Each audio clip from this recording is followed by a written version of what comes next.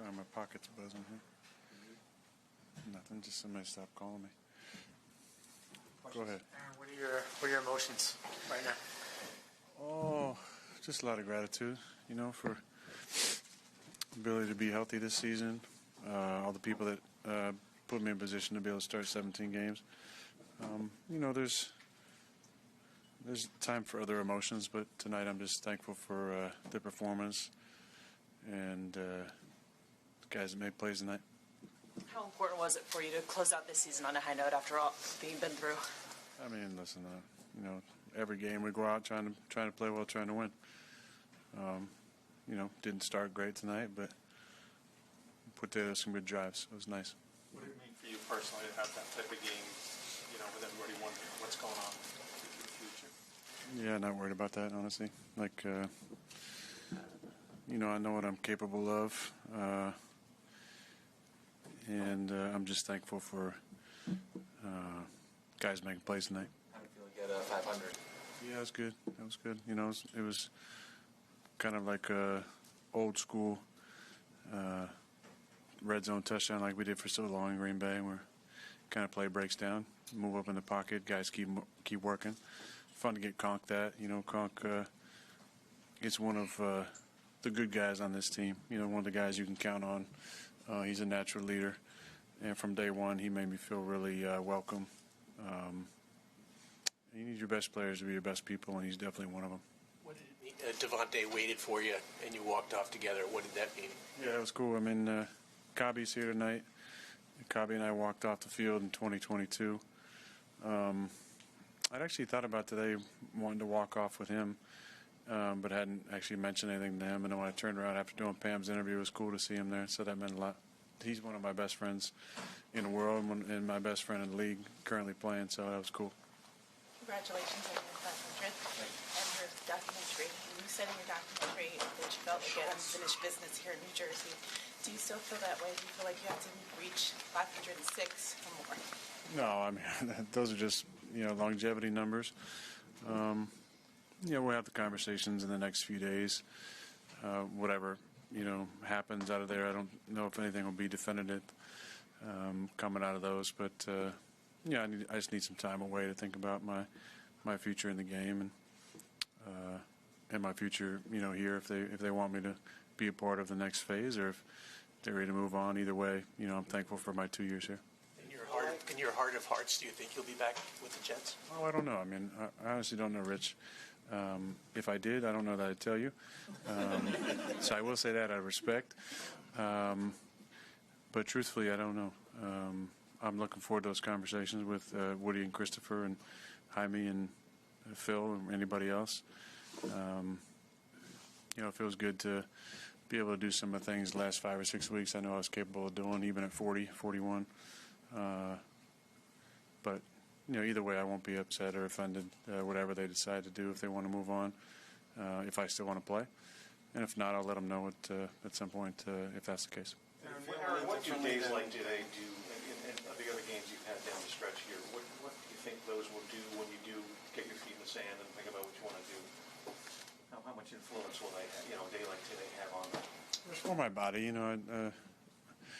one of my main goals was starting 17 games, so I accomplished that. The other ones I didn't really maybe meet. But I'm thankful for everybody who put me in a position to be able to start 17 games, not just Dr. Elatrash and Heather with my rehab and AAA,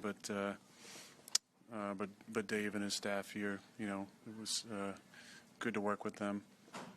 But I know I can still play. I know I can still do the things I need to do to be successful.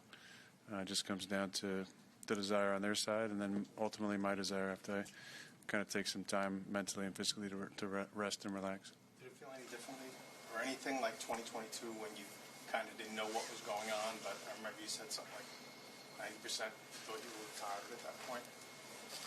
I knew my times, I think, in 2022 was done in Green Bay. I just felt like it was time for all of us. It was unsaid, maybe on their side, but it was understood, I think, by all of us that it was time to go separate ways. I needed to figure out whether I still had a desire to play or not, whether I could get the love for the game back. I have tremendous love for the game now. I don't feel that So I can't say that it feels anything like that. This feels much different. It feels like just need to get away and then also see what they're into, what they're thinking, and then take some time for myself. I think in this game, did you have any time in your head to reflect on how you got to this point and really the totality of your career, or is that more something that you're going to have a chance to do now? What was the first part of the question? Have you had a chance to reflect on how you've got here? The game just ended 30 minutes ago, so I had a few hugs in the locker room, a few emotional moments with some people I really care about. But I think it's not great to make emotional decisions about anything in life. So I need some time to step away from this and see how I'm feeling if I want to keep going. And obviously, Jets are going to make the decision they're going to make. Aaron, Ian Rappaport said this morning, people close to him, I know, are preparing for the fact that this could be his last game in the NFL. What is your reaction to that? People said they were close to me? Yeah, people that Ian talked to, yeah. Yeah, I don't have a relationship with Ian. I'm not sure who does in my circle, but it's probably nobody that's talked to me in the last short while. No offense to Ian, of course. Did you, on your way out of the tunnel or pregame tonight, kind of take an extra moment to look around or think a certain way just in case? No, I didn't. No, this game's been great to me. I've given this game a lot, and I'm proud of what I've been able to accomplish. I'm thankful for the men and women I've interacted with over the years in the organizations, the men I got to play with, and no, I've got no regrets about anything that went down. Aaron, if games like decided once you take some time away, you did want to come back and play, and I know this is hypothetical, but I love it. The new regime came in and didn't want you to come back here. Would you consider going elsewhere if you wanted to play, or is that in your mind almost too much? To start all over again with new regimes. Well, I've done it once. Obviously, there's a lot of hypotheticals here. So, if I want to play, hypothetical number one. If they want to move on, hypothetical number two. Would I be willing to play for another team, hypothetical number three? The answer is yes. 3 yes. Hypothetical. 3 yes. Aaron, some of your teammates mentioned in the team meeting last night you spoke about your why and the relationships. What was the impetus for that speech, and what did you tell them? I'd wanted to speak to the guys. Rick's been doing this cool thing where he allows a couple players and a coach to maybe speak, and sometimes one player, one coach. I had asked him earlier in the season if he was thinking about me, if he could allow me to do it at the end. I just kind of wanted to just talk to the guys about what the last 2 years has meant to me. I talked about my love for the game, my perspective, and how it changed September 11th, 2023. And then I talked about the gratitude. There was questions about over the last few months, some from you all, some from people that I talked to about, did I regret coming in New York? And the answer is, of course not. So the follow-up is usually, well, why is that the case? And I talked about what really is important in this game, and that's the relationships. And I talked about how if I hadn't come to New York, I wouldn't have met, and I singled out certain guys. I wouldn't have been able to be locker mates with Javon Kinlaw and Morgan Moses and Tyron Smith, and wouldn't be able to, been protected by John Simpson and what a great guy he is, and get to know the Williams brothers and get to watch these young stars early in their career, the Garretts and Sauce and Brees and Jermaine, and wouldn't have been able to be back with Nathaniel and be coached by Todd Downing and be in the room with Tyrod Taylor, one of the freaking coolest guys I've ever been around. I mean, just an absolute legend, so supportive. I wouldn't have been able to do any of that. I would have had a big hole inside me that only these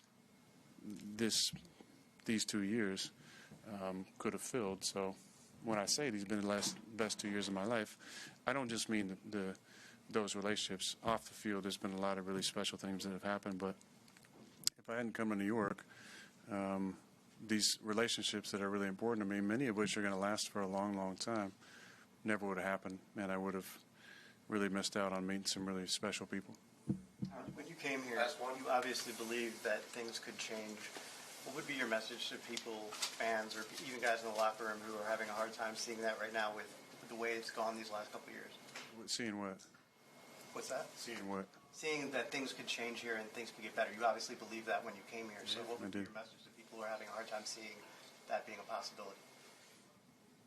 Moving forward? Yeah.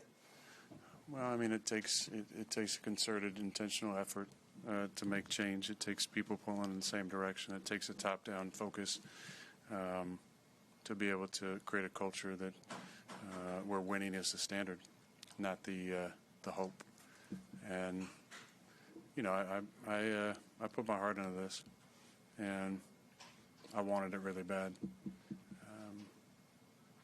and it didn't work this year. You know, we came up short, and I played 4 plays last year, so it's overall disappointing. But the beauty in this game is that every year is a new year, and the opportunity to change and make changes and be a part of the solution is going to be out there. So whether I'm back or whether it's the guys they got or new guys or whatever, the focus has to be how can I, player, be a part of the solution, not the problem. And you know, I have a lot of love for this organization, and I hope it gets turned around. And if I'm back part of it, then I'll do everything in my power to get it turned around. Thanks, everyone.